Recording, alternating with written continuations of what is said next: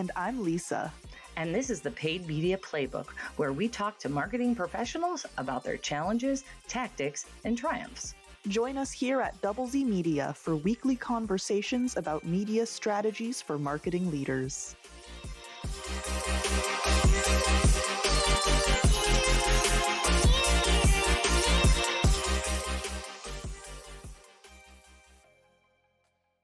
We're here with Katie Vest Bach, and she is the media director at Green Rubino, a very well respected and well loved agency here in Seattle. Katie, how did you get started in media and what got you to this point? Yeah, absolutely. Thank you so much for having me, first of all. This is so fun. So I started over a decade ago at Chair 10 Marketing, which was a digital agency out of Magnolia in Seattle, and started there as like a specialist and moved up to a director level role, kind of just grew with the company, which was really great. And then I joined SmartBug Media through an acquisition. And so that was a full service digital agency that is fully remote, but also much larger than Chair 10 was. And so much bigger agency life. But then couple months ago, I was fortunate enough to find the job listing for a media director with Green Rubino and Crux Media, which is their kind of digital arm, and joined this team. And so now I'm here and I'm leading kind of our digital team. We run social, we run programmatic, we run SEM, all of those things. We also can do traditional media as well. So lots of media, but Green Rubino, really like they have a lot of PR and creative services and are really well known in the Seattle area. And so I was really, really excited to join this team. It's a really experienced team, but also like we have this kind of posture towards innovation and embracing change. And that's a really exciting place to be, just because, as you guys know, so much is changing right now. And so you want to be somewhere that's kind of along for the ride with it and embracing it. So.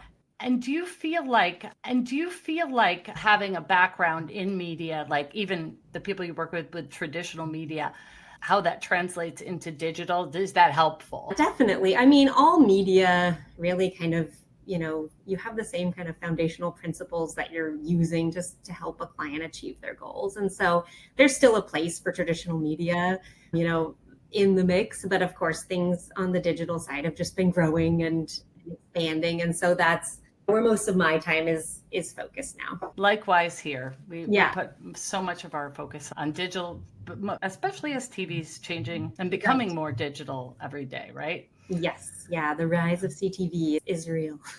Yes. Because the platforms are changing so quickly. If you turn your back on Google for a second, suddenly their dashboard looks completely different.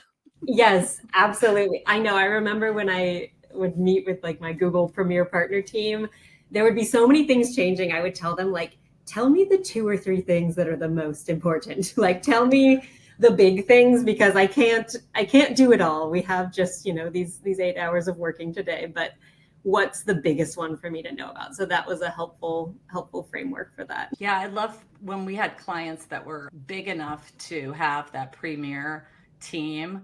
It was quite nice. It also feels like you have to spend twice as much time on digital just to keep your head above water. Because the platforms are changing so quickly. If you turn your back on Google for a second, suddenly their dashboard looks completely different. Yeah, absolutely. I mean, I think reporting is super important, right? Because how we're reporting on what we're doing and getting that data shared with the client is really important. And I think there's lots of tools out there you can use to provide a dashboard for the client to pull everything together in one place. But I always like to start that conversation with clients is, what do they already have? And what's their source of truth? Like, are they in GA4 every day? Are they using, their CRM is HubSpot or Salesforce, where they really look at what we're measuring and if it's working or not? Because I want to get in line and kind of just join whatever system they have and make sure we're not trying to like push in a dashboard that they don't really want, because, we want to just get them the data that they need. But I like it when clients can, download things themselves and just like answer questions like, which ad is performing the best? Like that shouldn't have to be an email exchange every single time. There should be that transparency. Nobody wants your emails, right? We agree with that.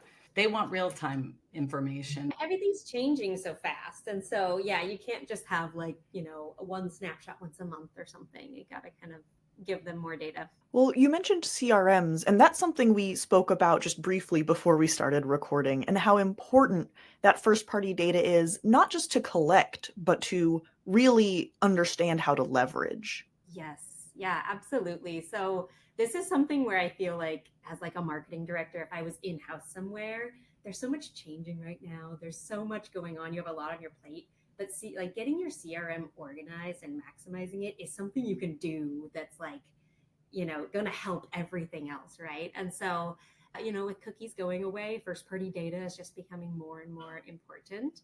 And so, if you have invested in a CRM, most places have, either Salesforce, HubSpot, or something homegrown. No matter what it is, there's usually a way for us to, map out our marketing funnel and then leverage, lists of people at different stages. Or maybe we're actually creating conversion events and feeding those back in directly to an advertising platform. Because with AI and smart bidding, we want to feed and set up a campaign in the best way possible. And one of the key things is by giving it the most precise conversion action to optimize towards. And so instead of just, a click on something or a page view or even a form, I'm like, what happened with that form afterwards? Which ones turned into great forms? I want to optimize towards getting you those qualified, really high quality ones if there's enough data to do so. So leveraging your CRM for audience building, lookalikes have been around forever, but they're becoming more and more important. There's audience predictors that we can use in like the trade desk, which is a similar tactic. And so there's lots of ways to just learn from your current customers. And I think that just kind of goes back to like basic marketing principles of thinking about your customer and, what do we know about them? How can we find, more people similar to these people who are already enjoying our service or product? And so that first party data, but really the source of it usually is from the CRM. And so sometimes I find organizations have just, they have a CRM, sometimes it's like kind of a pain to pull stuff from it, or like, I think there'll be a lot more kind of time investment in like, let's streamline a process so that we can get this uploaded and leverage this to power our advertising. Agree. I'm surprised at how, over the years, I've been pushing this for a long time too with clients, and I feel like it's surprising how few of them are not getting the data. Like, well, we only collect name and phone number, and sales and marketing are sometimes still tough to talk to each other. And that's definitely a must, is to get that going and over time and consistent. I heard you mention the trade desk. We also use the trade desk, and I love that audience predictor. That was the reason I switched to it, because I was like, oh my gosh, I can see how many people in a fairly small area I'm going to potentially be able to reach, which wasn't something that I was able to do. Volume forecasting is so important. It's a question that everyone wants to know, right? Well, okay, great. I've given you my geo, I've given you my audience, yes, but how many impressions can I actually serve? Right. That's funny. That's a very timely question. We've been in like forecast mode here for a bunch of different things this week. And so been digging into that a lot. And it is, especially if you don't know a prospect's budget, it's like, well, you could spend, $1 million or $3 million on CTV, but you probably don't have that. So like, where's our point of diminishing returns? I always, with forecasting and estimates, I'm just like, really what they need to know is what's the baseline budget that I need for this channel to be viable, to be in my mix. And then if we have more budget to put towards it, great. But like, what I don't want to ever have happen is like, get them excited about all these channels, learn they have a smaller budget, and then they're like, great, chop it up and do it all. Haven't we all done that? We did that in the beginning because we could do it. And they're like, okay, I've got $2.50 to put on streaming television. I mean, obviously that's a stretch, but I'm just saying, like, you end up massacring, and you're like, just because we can doesn't mean we should. Right. And we're doing nothing well if we're doing everything at too limited of a budget, right? And we go through that so much because, when you're proposing to a current client, like, no, for this particular campaign, I would definitely recommend this and this and this. And you want to, digital out of home here and CTV here. And, these are some things that can add up. And I don't know if you don't know the budget yet, but I do like I said, the audience predictor, because for so long we could do that with paid search, and we could do that with Facebook. And, programmatic in the beginning wasn't that easy. And it was like the whole United States and not helpful. Right. I mean, the trade desk is it's so powerful. And I think one of the things that sets it apart from like other programmatic platforms is just the predictive tools, but also just all the audience targeting and the reporting that you can pull. Because, right, when you're running CTV, you want to be able to show them like this is influencing conversion actions. Even though most people are not going to click through on a CTV ad, it's kind of hard to do. Yeah. But, if we can still show them that data story and map it for them. And that's just something that a lot of the other kind of smaller programmatic platforms, they can still get you out there, but you want to be able to kind of prove the value there. Well, one last question I want to go into about that is, I mean, we've all had the client that's like, this awareness campaign, but then how many clicks did I get? Is that something that you've had? Yeah, I like to have KPIs and like a measurement plan mapped out by channel. So we understand like overall, we're trying to get you more leads or prospects or whatever. But the way that this channel, CTV, for example, contributes to that overall goal is not necessarily going to be click-through conversions, right? It's going to be this great placement for your ad where you can tell a story with video. It's a great spot to be. You're going to reach a lot of people. But then, it's part of your other kind of multi-channel strategy. We just have to expectation set and kind of talk them through each channel and what it does and doesn't do.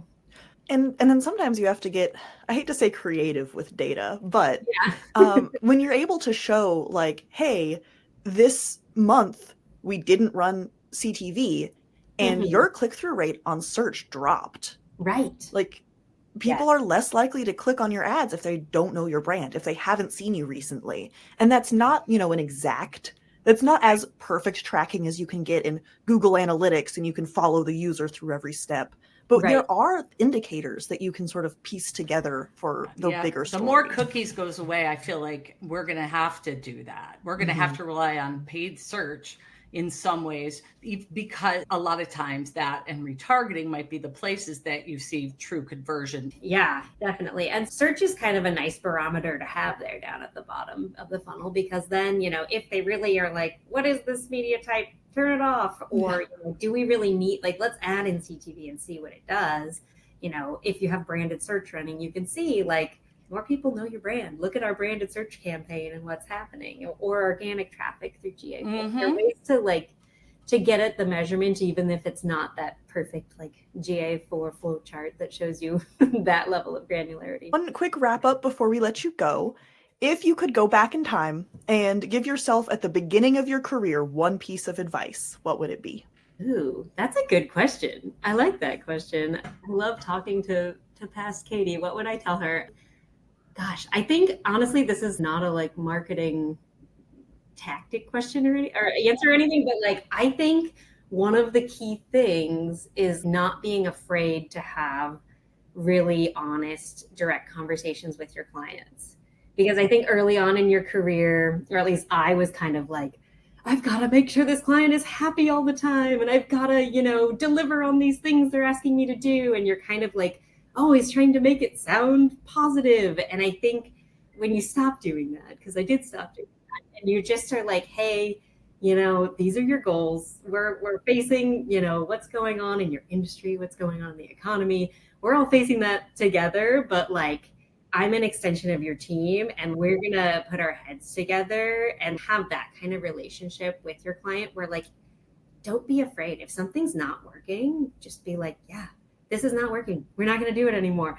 You don't pay me to agree with you. Exactly. Yeah. And I think that, having a strong client relationship where you just, you dig in and you go shoulder to shoulder with them, and they feel like you're helping them and not just trying to be a vendor or something. It's like a different relationship. Right. It is it's a partnership. It's a, part of the team, collaboration. It is not, I'm trying to sell you whatever my corporation is using. Right. And that's my limit. And that's what you get it. Yeah. And all clients should get it. Right. They should want that too, I hope. Yeah. Well, thank you so much, Katie. It has been great talking to you. Yeah. Thank you very much for having me. Thanks for listening to the Paid Media Playbook. Want more content like this? Follow our agency, Double Z Media, on LinkedIn. You can find the link in the episode description.